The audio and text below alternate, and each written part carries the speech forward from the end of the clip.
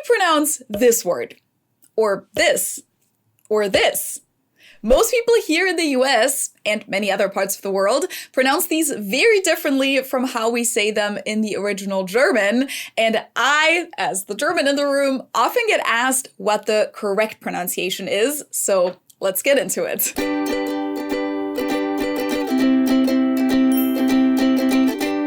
Hello, servus, and welcome back to my YouTube channel. My name is Feli. I'm originally from Munich, Germany, but I've been living here in Cincinnati, Ohio since 2016. And even here in the US, German names and words come up more often than you'd think, whether it's because they're international brand names, historical figures, or simply words that have been adopted into the English language. But obviously, most Americans aren't exactly fluent in German, and therefore just tend to pronounce these words according to English pronunciation rules, which, especially when I first moved here, oftentimes threw me a real curveball because I genuinely didn't recognize these words in some cases. Hey, have you seen my shoes? They're Adidas. They're what? Adidas. I'm sorry, I don't think I know what that is. Adidas, like the brand with the 3 stripes? Oh, Adidas. Yeah, I do know what it is. Sorry about that. I've talked about this example in other videos in the past, and I've gotten so many comments saying that there's no way that these stories are real because the American pronunciation isn't even that different. But yes, this really did happen, and believe me, to my German ears, having no idea what the other person was getting at in the moment, it sounded like a word I had never even heard before in my life. And honestly, to this day, I think that they sound like 2 completely different words. Adidas versus Adidas. And this is not the only example, which is why for today's video, I put together a list of 25 German words that the world keeps pronouncing wrong. Quick disclaimer, by the world, I mainly mean the English-speaking world, and by wrong, I mean differently from how we say these words in German. Of course, you can keep pronouncing them like this if you want to. The first word on the list is this one. How do you pronounce this? Most people here in the US say Hefeweizen or Hefeweizen maybe. Well, in German, we pronounce this word Hefeweizen. Hefe translates to yeast, and Weizen means wheat, so this literally just means yeast wheat, but it generally refers to a wheat beer, you know, one of these. A lot of Germans also call these Weizenbier, or sometimes just Weizen, so just wheat, or in Bavaria, we call them Weissbier, which translates to white beer. But to get back to Hefeweizen, for English native speakers, the tricky parts here are the W, which in German is pronounced like an English V sound, V, and the Z is pronounced like a TS sound. So we say Weizen. Weizen. And Hefe has that E sound that I also have in my name, Feli, which doesn't really exist in English, unfortunately, but that's okay. If you get Weizen right, you're already 10 steps closer to how we say this in Germany. Now, as I said earlier, you're obviously allowed to keep saying Hefeweizen if you want to, but just a heads up, if you're ever in Germany and try to order it like that, they might not understand what you're saying right away. Let's stay on the topic of beer because the next word is this one.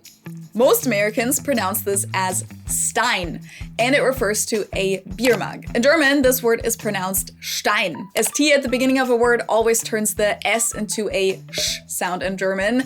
And in German, this word actually means stone or rock. So if you go to a German beer garden and ask for a Stein, you're probably not gonna get what you're looking for. We usually call these a Bierkrug, or if it's a 1 liter size, it can also be a Maßkrug, especially in Bavaria. So when in doubt, it's safer to just ask for a beer mug or just for a glass in Germany. But either way, this word is pronounced Stein. You can get these on felifromgermany.com, by the way. This word also causes a lot of confusion when it's part of a last name, as in this one, or this one, or even this one. There always seems to be a lot of confusion about whether it's pronounced Stein or Steen, and while everyone gets to decide for themselves how they want their last name pronounced, of course, in German it would always be Stein, or well, Stein if it's in English, but EI is pronounced I. The confusion here probably comes from the fact that we also have the letter combination of I-E in a lot of words,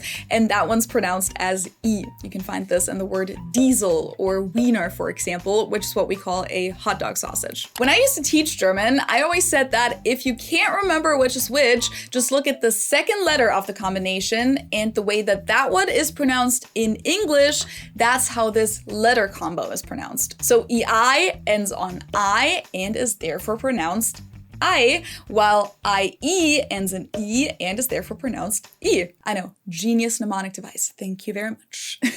In German, his name is pronounced Albert Einstein, and the band is called Rammstein, not Ramstein, as many people believe. But then again, many of those names here in the US have also been Americanized over the years, so this name is commonly pronounced as Harvey Weinstein, for example. A lot of last names that end in Stein are traditionally Jewish, by the way, but some are also just German. Okay, we're going from beer to food and to this word. How do you say this? Most Americans say Bratwurst, or sometimes it's also shortened to just Brat. In German, we say Bratwurst. Bratwurst. Wurst meaning sausage, and Brat is short for braten, which means to fry or to roast. But if you go to Germany and ask for a Brat, again, most people will just look at you all confused because we don't shorten it like that. If anything, you would shorten it as Wurst, but usually people just say Bratwurst. And we're going back to beer one more time before moving on to some more sophisticated historical words. Usually I hear this word pronounced as Hofbrau house here in the US, which granted isn't too far off. In German, the word Hof is pronounced with a long O, and then Bräu is pronounced like this. And you don't need to be able to do the German R. Even if you just say Bräu, you're closer to the original. And then Haus is house. That's easy. So Hofbräuhaus. Hof means court or royal, and Bräu means brew, by the way, because this brewery was quite literally founded as the Royal Court Brewery by the Bavarian Duke Wilhelm V in Munich in the year 1589. To this day, Hofbräuhaus is a big beer hall and one of Munich's most popular tourist attractions, and the Hofbräu beer is exported all over the world. Hofbräuhaus also has a few franchise locations across the world, one of them being right here next to Cincinnati in Newport, Kentucky. By the way, if you'd like to hear some of these words used in context, why not check out the German TV show Oktoberfest Beer and Blood, which you can watch with double subtitles and a whole transcript on LingoPie. LingoPie literally lets you binge watch your way to fluency, which for me was actually where I made some major progress learning English when I started watching American sitcoms like How I Met Your Mother when I was like 17. So if you've been wanting to learn a new language or simply improve your language skills, you can do so while watching TV. And LingoPie has all the tools you need to make sure that you can actually follow along. You can switch from double subtitles to single subtitles, depending on your preferences. Every time you don't know a word, you can simply click on it for an immediate translation Unterstützung and add it to your personalized flashcards. You can adjust the speed super accurately, jump back if you missed something, use the repetition mode, and the say it function to practice with instant feedback. But the best thing is that LingoPie has an extensive content library with all kinds of movies in the target language, TV shows, comedy specials, music, kids programs, and they even have a Netflix and Disney Plus extension so that you can watch your favorite Netflix or Disney shows while still using the LingoPie toolset. The German hit show How to Sell Drugs Online Fast actually just released their brand new season, and if you want to watch that in the original German audio but need some extra support doing so, don't worry, LingoPie has got your back, and with my link in the description below, you can test it completely for free for 7 days, see if you like it. And if you then decide to sign up for it afterwards, my link will get you an exclusive discount so that you can learn a language while watching TV. Okay, getting a little more serious, I'm sure most of you have read this book, or at least heard of it, The Diary of a Young Girl, or also commonly referred to as The Diary of Anne Frank. But she was born in Frankfurt, Germany, and then fled to the Netherlands with her family when she was 4, and both in German and Dutch, her name is actually pronounced Anne Frank. Anne Frank. So instead of it just being one syllable, Anne, it's 2 syllables, Anne, and then the last name just has the German A vowel. Anne Frank. Okay, we're gonna stay on the topic of names for a bit. The next one belongs to this person. Yep, that's Germany's former chancellor, who was in office for a total of 16 years. In English, she's usually referred to as Merkel, or when people say the full name, I think it's either Angela Merkel, or some people say like Angela Merkel. In German, it's pronounced Angela Merkel. Angela Merkel. This one isn't too far off, but I do feel like there's a significant difference between Merkel and Merkel. Oh, and Germany's chancellor-to-be, probably, is called Friedrich Merz. Friedrich Merz. Again, the Z is pronounced like a TS, so it's not Mers or Mers, but Merz. Okay, now we're jumping to a whole different time era and profession, and I know that you guys all know who this is. Beethoven, right?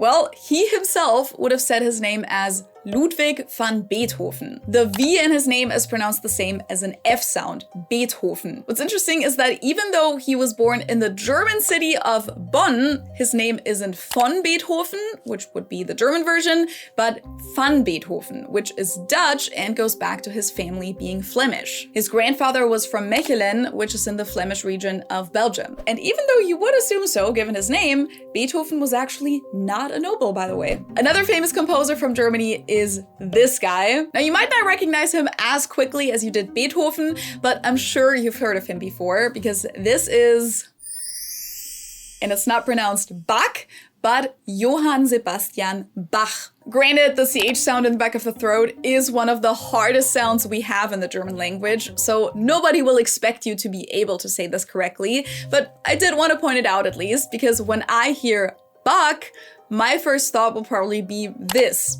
or this, and not necessarily this guy. Aside from it being his last name, the word Bach also means creek, by the way. Der Bach. And when Johann Sebastian Bach passed away in 1750, this guy was just a 1-year-old baby, but he'd grow up to be one of the most influential German writers in history. Do you know who I'm talking about? Yes, him. Granted, that's an intimidating name to say. I've heard it pronounced different ways here in the US. I think I've heard Gotha or even Gothi, but in German, it's actually pronounced Goethe. Goethe. The OE is a different way of spelling for the O umlaut, and the H is silent, so his full name is Johann Wolfgang von Goethe. And if you went to school in Germany, chances are that you didn't get around reading at least one of his pieces at one point or another, such as Faust Part 1, which when I went to school was a mandatory read for all students who were getting their Abitur diploma in the state of Bavaria, at least. The last historical figure on today's list has a name that even us Germans sometimes have trouble saying. I think Americans usually say Nietzsche or something like that. In German, it's Nietzsche. Friedrich Wilhelm Nietzsche. We basically just pretend that the Z wasn't even there and we just say Nietzsche. Nietzsche. He was one of the most influential philosophers of the 19th century and really of all time. Okay, enough with historical figures, literature, and philosophy. Let's get back to the real important things in life. Puppies. So what type of breed is this dog? The correct answer is, and this is a German word, clearly. However, when I first heard this spoken out loud here in the US, I wouldn't have recognized this for the life of me. I didn't even know people were saying something in German, because this word is pronounced Dachshund or Dachshund even, while in Germany it would be Dachshund, which consists of the words Dachs, meaning badger, and Hund, which is dog. So they're literally badger dogs because they actually used to hunt badgers back in the day. What's funny though is that in modern day German, we don't even use the word Dachshund. Instead, we call this breed Dackel. In English, they're also colloquially referred to as wiener dogs or sausage dogs sometimes. Oh, come on, you're eating like a Neanderthal. As we all know, Neanderthals were the human species that existed before Homo sapiens, which is what we are. But did you know that Neanderthals were named after a valley in, you guessed it, good old Germany? Because that's where their first fossils were found in the 1850s, in the Neanderthal. Tal meaning valley. Today the word is spelled T-A-L, but back in the day it was spelled T-H-A-L in German, but the H is silent either way, so we say Neanderthal, and the species is called Neandertaler in German. And nope, he's not a Neandertaler, but he is the oldest natural mummy in Europe. Uttie. That's how his name is pronounced in German, at least.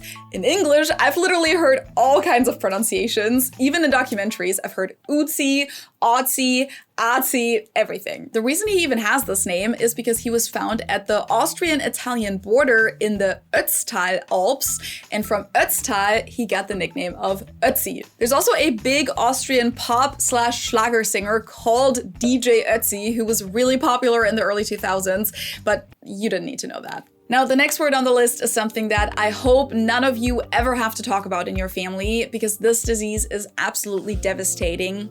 Alzheimer's, as people here in the USA. In Germany, where the disease was first identified in the early 1900s, we call it Alzheimer. There's the Z letter again. It was discovered by the psychiatrist Alois Alzheimer and named after him. I promise we're gonna get back to more fun topics after this, but next up on my list is this word. Most of you probably immediately think of this, the Third Reich.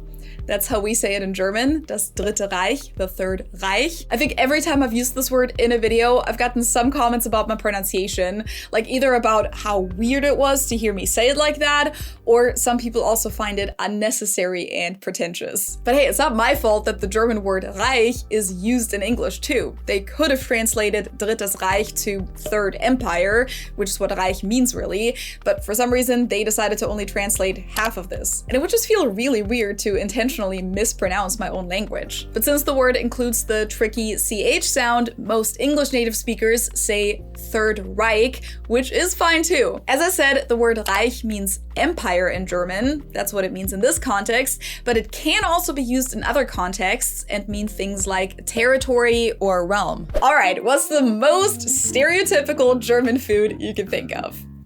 Sauerkraut, right? The reason I included this on the list is that English speakers are often surprised when they hear that we pronounce the S at the beginning of the word like a Z sound, Sauerkraut. While in English, people usually say sauerkraut. Another super important German/Austrian dish is, of course, this.